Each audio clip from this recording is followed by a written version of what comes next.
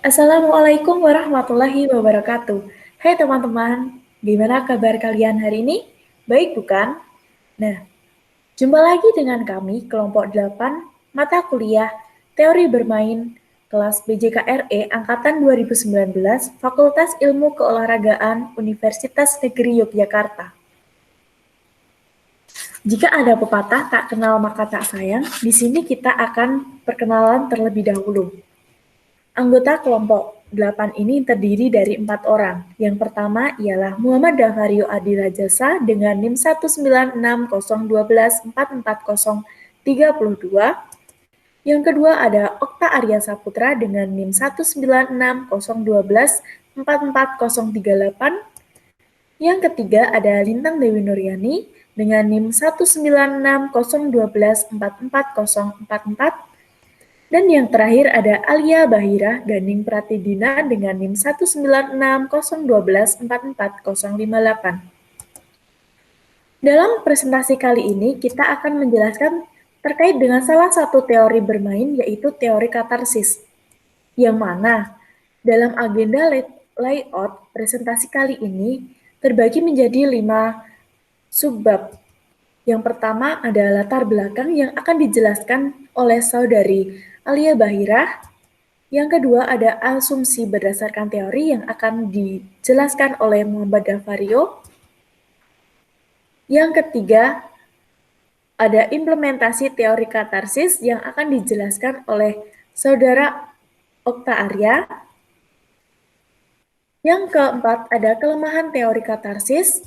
Dan yang kelima ada analisis teori katarsis yang akan dijelaskan oleh saudara Muhammad Davario Adi Rajasa. Selanjutnya presentasi akan disambung oleh pemateri.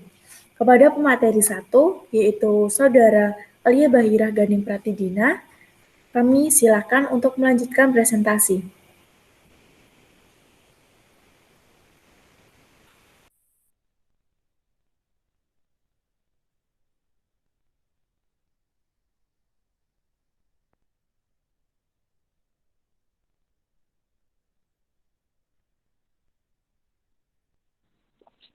Oke, halo semuanya. Assalamualaikum warahmatullahi wabarakatuh. Waalaikumsalam warahmatullahi wabarakatuh. Sebelumnya, apakah suara saya terdengar? Terdengar. Mohon maaf untuk jika suara saya terputus-putus. Mungkin ini karena sinyalnya yang down seperti itu. Sebelumnya, saya Alia Bahira Ganing. Di sini saya akan menjelaskan tentang latar belakang. Oke, latar belakang itu menurut Freud, manusia digerakkan oleh dua naluri Eros dan Thanatos. Eros adalah naluri konstruktif dan Thanatos adalah naluri destruktif. Pada dasarnya, manusia itu agresif, senang merusak, membunuh, dan menghancurkan. Kata Freud, kekuatan agresif yang terhambat sewaktu-waktu dapat meledak. Orang harus berusaha menguranginya, menahannya, atau bahkan melenyapkannya sama sekali. Melalui sublimasi dan fantasi, orang menyalurkan sikap agresif ini.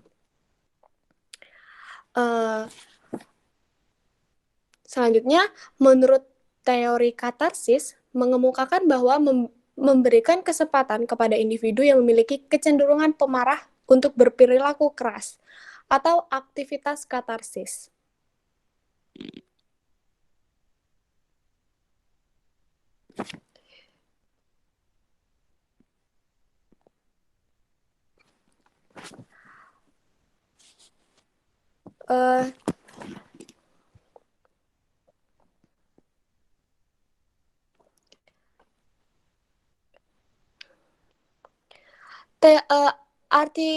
Aristoteles merupakan salah satu seorang filsuf yang paling pertama memberikan pemaparan mengenai istilah katarsis.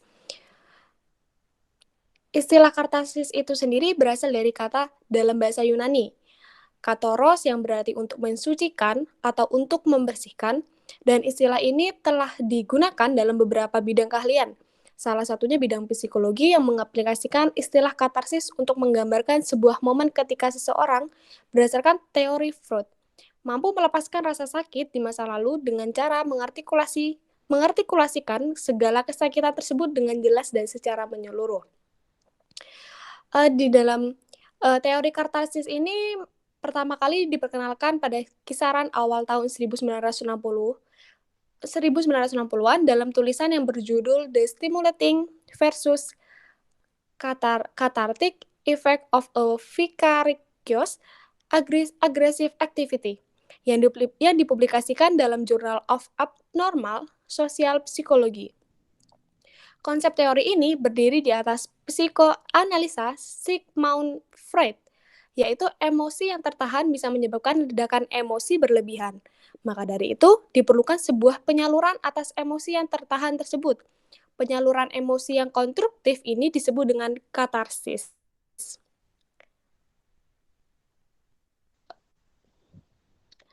Sekian penjelasan latar belakang dari saya.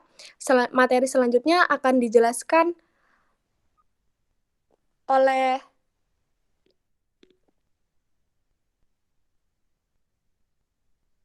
silakan pemateri selanjutnya. Assalamualaikum warahmatullahi wabarakatuh. Perkenalkan, saya Oktaria Saputra dengan NIM 1960 1244038. Saya ingin melanjutkan materi yang telah dipaparkan oleh Saudara Alia Bahira tentang asumsi dasar teori. Kehidupan manusia yang dinamis mengantarkan manusia pada pola kehidupan yang relatif kompleks dan semakin mendesak manusia berhadapan dengan kenyataan bahwa manusia memiliki keterbatasan. Kondisi tersebut memicu munculnya frustasi dan cenderung bersifat agresif. Setiap emosi dan sikap agresif tersebut lamban tahun akan menumpuk dan harus segera disalurkan.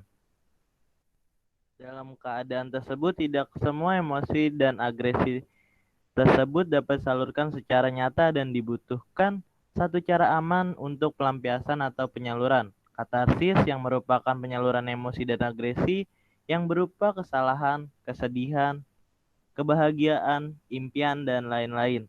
Ini dilakukan dengan pengalaman wakilan vicarious experience seperti mimpi, lelucon, fantasi, dan hayalan.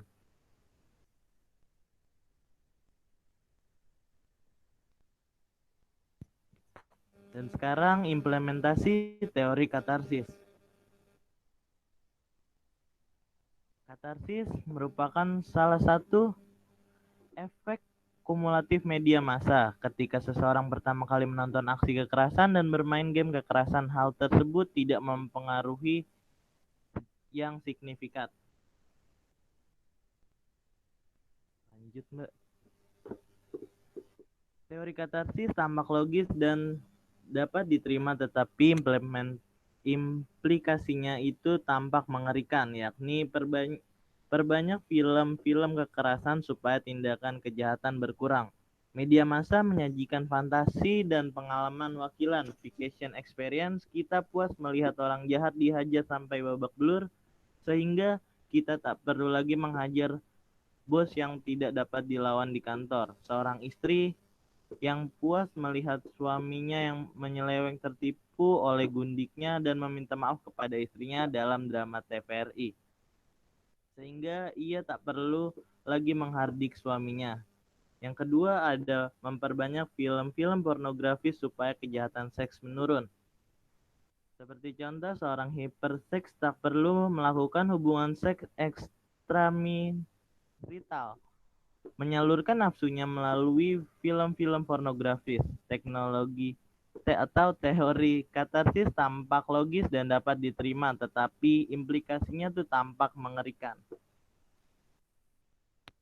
Teori katarsis memang cocok bagi produsen dan distributor, tetapi tidak cocok untuk kalangan agamis dan moralis.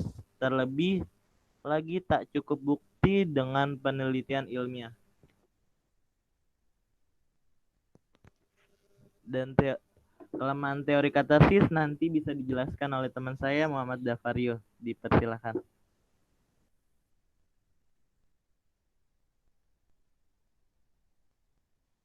Baik, terima kasih waktunya Mas Okta Arya Saputra. Selanjutnya adalah kelemahan teori katarsis yang akan saya jelaskan. Kelemahan teori katarsis yang pertama adalah hipotesis katarsis jelas bertentangan dengan kebanyakan penelitian yang telah dilakukan. Yang kedua, hipotesis katarsis ini kurang ditunjang oleh penelitian. Hanya 2 penelitian saja, kedua-duanya oleh Fairbanks. Yang ketiga, jadi sejauh ini teori belajar sosial lebih bisa diandalkan daripada teori katarsis.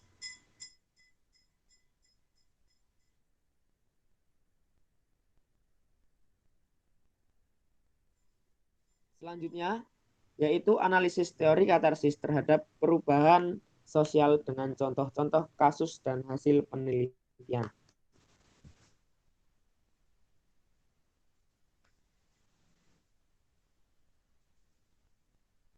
Contoh kasus-kasus yang tidak sesuai dengan asumsi teori katarsis dengan melihat perubahan sosial yang ada dalam masyarakat yang digantung akan media televisi.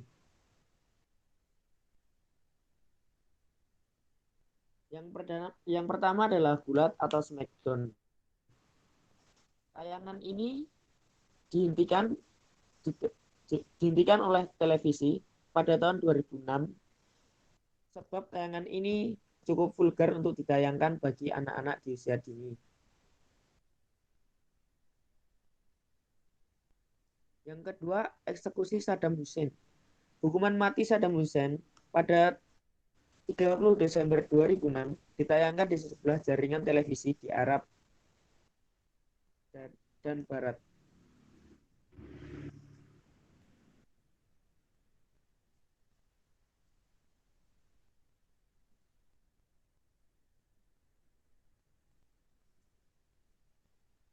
Yang ketiga yaitu Super Limbat atau Limbat the Master. Pada 2009, seorang anak laki-laki berusia 12 tahun di Jakarta Pusat ditemukan tewas tergantung di ranjangnya yang bertingkat.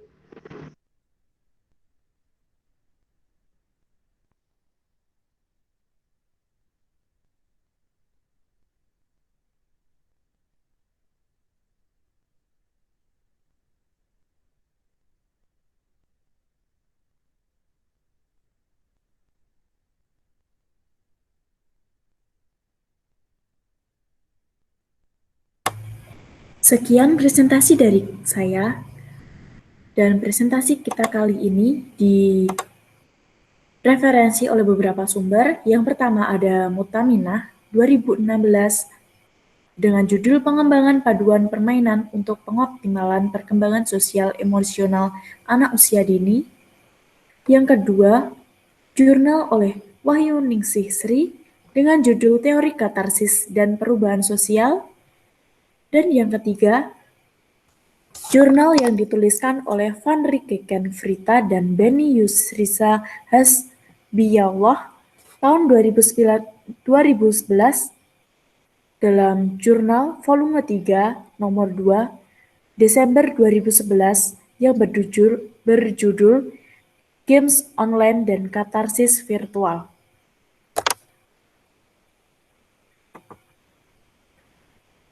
Apabila ada pertanyaan, kritik, dan saran, kami silahkan tulis di komentar. Sekian presentasi dari kami, banyak salah katanya kami mohon maaf. Kami akhiri. Wassalamualaikum warahmatullahi wabarakatuh. Terima kasih. Dadah. Waalaikumsalam warahmatullahi wabarakatuh. Komen di bawah.